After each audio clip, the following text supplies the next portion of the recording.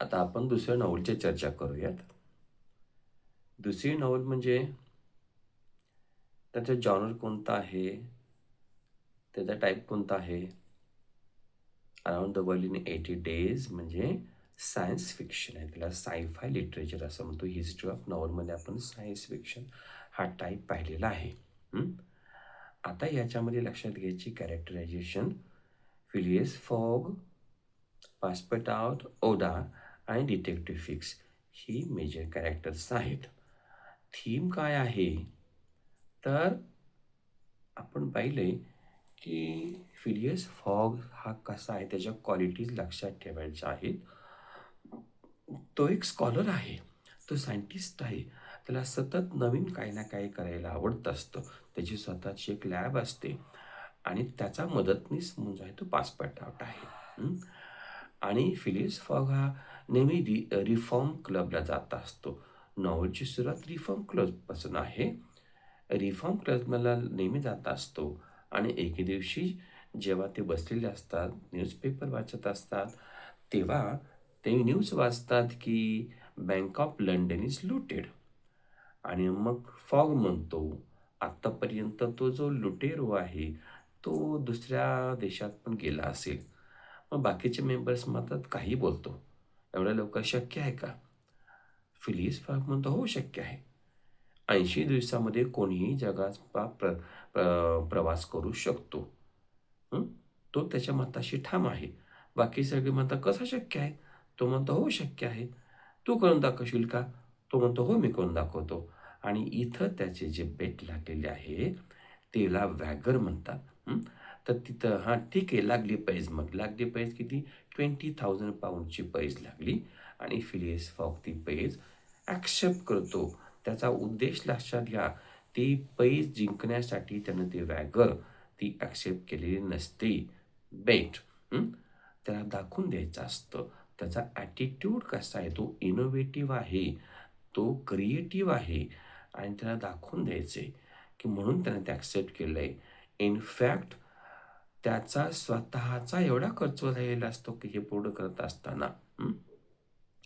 पण त्याला दाखवून द्यायचं असतं आणि त्याच्या प्रवासामध्ये अनंत अडचणीशी सामना करत तो त्याची जर्नी कसा प्रयत्न पूर्ण करतो, आलेल्या चॅलेंजेसला कसे आव्हानं स्वीकारतो, त्याच्यावरती मात करतो, कधीही हार मानत नाही, हे आपल्याला नॉवल म्हणून सांगितलेलं आहे. सायन्स आहे आणि फिक्शन आहे. अच्छा, तर आता बघूयास फिलिस फॉग काय झालं, की निघाला. मग तो प्रवासाला निघाला. 80 दिवसामध्ये प्रवास पूर्ण करायचा आहे, असं ठरवून तो निघाला. पासपोर्ट आउटला सोबत त्याचे घेतलेलं आहे आणि मग त्याने प्रवास सुरू केला हळू-हळू टप्प्यात एक-एक देशाचा प्रवास सुरू केला. इकडे चर्चा अशी होते, की बँक ऑफ इंग्लंड लुटणं आणि फॉगचं निघून जाणं याचा काही संबंध असू शकतो का? म्हणजे इनडायरेक्टली फॉगवरती संशय घेतला जातो. म्हणून त्याच्या पाठीमागे डिटेक्टिव्ह फिक्सला सुद्धा सोडलं जातं. पण जोपर्यंत आदेश येत नाही तोपर्यंत डिटेक्टिव्ह फिक्स त्याला अरेस्ट करू शकत नाही. तर अशा प्रकारे हे दोघं आणि डिटेक्टिव्ह फिक्स असे प्रवासाला निघतात. मग फॉग एक-एक कंट्री करत-करत तो इंडियात येतो आणि इंडियात आल्याच्या नंतर त्याची भेट ओडाशी होते. ओडा एक क्रिएटिव्ह आर्टिस्ट आहे, पण तिच्या जीवाला धोका असतो आणि म्हणून तो तिला वाचवतो. हं. तिला वाचवतो आणि ओढा ती त्याच्याशी चर्चा करते, की "तू काय करतो?" वगैरे याचे कन्व्हर्सेशनमध्ये की तो त्याने सांगितलं, की "मी असा-असा प्रवासाला निघालो." शी इज इम्प्रेस्ड. ती इम्प्रेस होती आणि मग ती म्हणते, "can I come with you company?" मग ती त्याच्याशी अशी त्याच्या गुणावरती प्रेम करते, त्याच्या क्वालिटीजवरती प्रेम करते, प्रेमात पडते आणि ती त्याच्यासोबत येते. असे हे तिघंजण आणि डिटेक्टिव्ह फिक्स असे चौघंजण. तर अशा प्रकारे ते एक-एक आता भारतात आल्याच्यानंतर तो कोणत्या शहरात आलेला आहे, ते पण आपल्याला दिलेलं आहे. क्वेश्चन परीक्षेला येत असतात. तर फॉगच्या कॅरेक्टरायझेशन लक्षात घेत असताना हे पॉइंट घ्यायचे. तिथे त्याचा काहीही स्वार्थ नसताना त्यानं काय केलेलं आहे, ओढ्याला वाचवलेलं आहे. आणि त्याच्यासोबत ती आलेली आहे. त्याचा काहीच स्वार्थ नाहीये. मग असं करत-करत ते काय करतात मग नंतर बऱ्याच अनंत अडचणीत सामना हा डिटेक्टिव्ह फिक्स त्यांना सतत त्याच्या मार्गात अडथळे निर्माण करण्याचा प्रयत्न करत असतो आणि मग शेवटी हे येतात लिव्हरपूलला. म्हणजे इंग्लंडमध्ये आल्याच्यानंतर लिव्हरपूलला येतात. लिव्हरपूलला आले की डिटेक्टिव्ह फिक्स त्याला अरेस्ट करतो आणि अरेस्ट केल्याच्यानंतर त्याला जेलमध्ये टाकतो. जेलमध्ये टाकल्याच्या नंतर फॉग असा शांत बसलेला असतो. हे पाहून ओढाला आणि पासपोर्टला टेन्शन येतं, की हा असा शांत बसलाय. पण त्याचं शांत बसणं हे विचारमग्न होतं. हं? त्याला स्थितप्रज्ञ अवस्था अशी म्हणतात. हं? त्याच्या डोक्यात काहीतरी चाललेलं आहे. हं?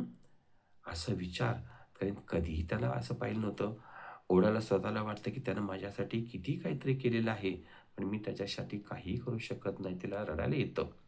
पासपोर्टवाल्यालाही वाईट वाटतं. हं, पण काही करू शकत नाहीत. हं. मग काय होतं, की डिटेक्टिव्ह फीस एके दिवशी लॉक उघडतो आणि म्हणतो, "sir you are free. Real robber is caught." खरा जो लुटेरो आहे बँक लुटेरो त्याला पकडलं आणि तुम्ही आता जाऊ शकता. हे ऐकताच फॉग त्याला एक ठोसा मारतो, खाली पाडतो. पासपोर्ट आउट म्हणतो, "मार, मार अजून." असं म्हणतो तिथून सुटतो. मग त्यानंतर ते त्याच्या घरी येतात. हं. हे दोघं जण आणि मग आल्याच्यानंतर आता सगळे पैसे तर गेले. कारण आता त्यांना जे वाटत होतं एवढा वेळ गेला, मध्ये टाईमपास झाला आणि हे करत असताना त्याला वाटलं आता सगळं संपलं. 80 दिवसामध्ये पैसे जिंकायचं जे आव्हान स्वीकारलं होतं ते 80 दिवस तर होऊन गेले.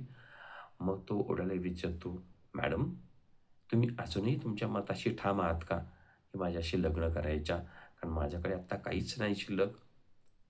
त्याच्यावर ओढाचं उत्तर आहे, "मी तुझ्या पैशाकडे बघून तुझ्यावर प्रेम केलेलं नाही. मी तुझ्या गुणावरती प्रेम केलं आहे." हा मोरॅलिटी थीमचा क्वेश्चन लक्षात ठेवा. इथे आपल्याला मोरॅलिटी ओढाची पण लक्षात येते आणि फॉगची तर आहेच आहे. मग पासपोर्ट आउटला फॉग पाठवतो विल्सनकडे. सॅम्युअल विल्सन हा जो फादर आहे, उद्या लग्नाची तयारी करायला. आज संडे आहे, उद्या मंडे आहे. मग लग्नाची तयारी करण्यासाठी, बोलण्यासाठी तो त्याला तिकडे पाठवतो आणि पासपोर्ट आउट जेव्हा सॅम्युअल विल्सनकडे जातो, तेव्हा त्याला कळतं, today is not Sunday, today is Saturday. हा सॅटर्डे आहे. म्हणजे आपण एक दिवस अगोदरच आलेलो आहोत. तो तसाच पळत येतो. फॉगला असं इथं पकडतो आणि कॅबमध्ये घेऊन जातो. रिफॉर्म क्लबला घेऊन जातो. हं. आणि रिफॉर्म तेव्हा कळतं, की काय चाललंय याला फॉगला कळतही नाही. हं. वास्तवात काय झालेलं असतं, हे सगळे लोकं 79व्या दिवशीच आलेले असतात. एक दिवस अगोदरच आलेले असतात. 80 सुद्धा नाही. मग ही गडबड कशी झालेली असती तो क्वेश्चन आहे, तुम्हाला मी नंतर सांगतो. मग तिथे गेल्याच्या नंतर हे सगळे रिफॉर्म क्लबचे मेंबर वाट बघत असतात. कोणी म्हणतं फॉग आता येत नाही, शेवटची ट्रेन निघून गेली, तो आता आला असता तर आतापर्यंत पोहोचला असता. कोणी म्हणतं नाही, शेवटच्या क्षणापर्यंत फॉग कधी पण येऊ शकतो. हे फॉगचं वैशिष्ट्य आहे. हं. आणि मग नंतर अगदी शेवटच्या क्षणी सेकंड्स काउंटडाऊन सुरू असतो. मिनिट, सेकंड्स आणि फॉग तिथं अरायव्हल तर हिअर आय एम. अशा प्रकारे फॉग त्या ठिकाणी येतो आणि तो पैज जिंकतो. पण मूळ मुद्दा असा आहे, की एवढा मोठा सायंटिस्ट, एवढा हुशार माणूस त्याच्याकडून असं कन्फ्युजन झालं कसं? तर जस्ट डिफरंट झोनमधून प्रवेश टाईम झोनमधून प्रवेश करत असताना तो जो दिवसातला फरक पडला आहे, तो त्यांच्या लक्षात आला नाही. म्हणून वेस्ट टू ईस्टकडे असा प्रवास करत असताना different zone, time zone pass केले आणि म्हणून मग तो फरक पडला आणि ते 79व्या दिवशीच त्या ठिकाणी पोहोचले. म्हणून फॉग म्हणतो, मी ह्या प्रवासामध्ये काही मिळवलं असेल किंवा नसेल, पण एक यंग चार्मिंग वुमन मला मिळाली, ती म्हणजे ओढा. आता आपण परीक्षेच्या दृष्टिकोनातून जर विचार केला, तर आपल्या क्वेश्चन्स आहेत, मोरॅलिटी थीम आहे, सेटिंग आहे, प्लॉटचा क्वेश्चन आहे, टाईम थीमचा इम्पॉर्टंट क्वेश्चन आहे. कारण नॉव्हेलचं टायटलच टाईमशी रिलेटेड आहे आणि प्रत्येक ठिकाणी टाईम आहे. हं. वेळच आहे आणि वेळ हेच सोल्युशन आहे, हे आपल्याला त्या ठिकाणी कळते, की हा जो त्याचा प्रॉब्लेम आहे फॉगचा, अगदी शेवटच्या क्षणामध्ये निराशा झालेली, सगळं संपलं, हा त्याचा प्रॉब्लेमसुद्धा वेळेनंच सोडवला. आणि म्हणून time is the important theme असं आपल्याला या ठिकाणी म्हणता येतं. ओडाची काय मॉरॅलिटी आहे, पासपोर्ट आउटची मॉरॅलिटी आहे, he is very loyal to his master. तो त्याचा मास्टर आहे. आता त्याला जे मिळालेले बक्षीस असतं ना, त्या बक्षिसामधलं तो ओडाला काय पैसे देतो, पासपोर्ट आउटला देतो, डिटेक्टिव्ह फिक्सला सुद्धा देतो. कारण म्हणतो तो त्यानं त्याचं काम केलंय. तो कधीही कंप्लेंट करत नाही. डिटेक्टिव्ह फिक्सबद्दल त्याला राग नाही. पासपोर्ट ऑर्डर जरी म्हणत असला तरी सुद्धा म्हणतात नाही, he is doing his duty. म्हणजे फिलिस फॉकचं कॅरेक्टर हे अतिशय परफेक्ट आहे. पेशन्स, पर्सिव्हरन्स, हार्डवर्क, इनोव्हेटिव्हनेस आहे.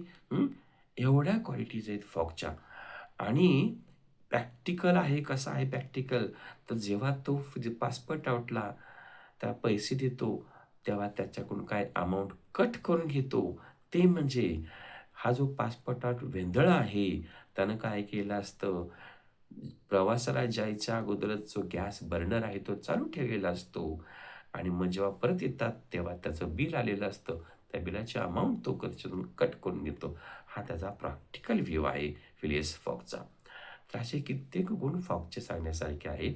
इंटरेस्टिंग आहे आणि अशा प्रकारे या तिघांचं वर्ष पासपोर्टला मनापासून वाटत असतं की ओडानी आणि फॉगनी लग्न करावं दोघांनी असताना वाटत असतं. ही इज व्हेरी लॉयल. तर अशा प्रकारे हे मेन कॅरेक्टर्स आणि ही जी नॉव्हलची थीम आहे लक्षात ठेवा आणि परीक्षेच्या दृष्टिकोनातून पुस्तकातले जे क्वेश्चन्स आहेत त्याची तयारी करा. Okay, thank you.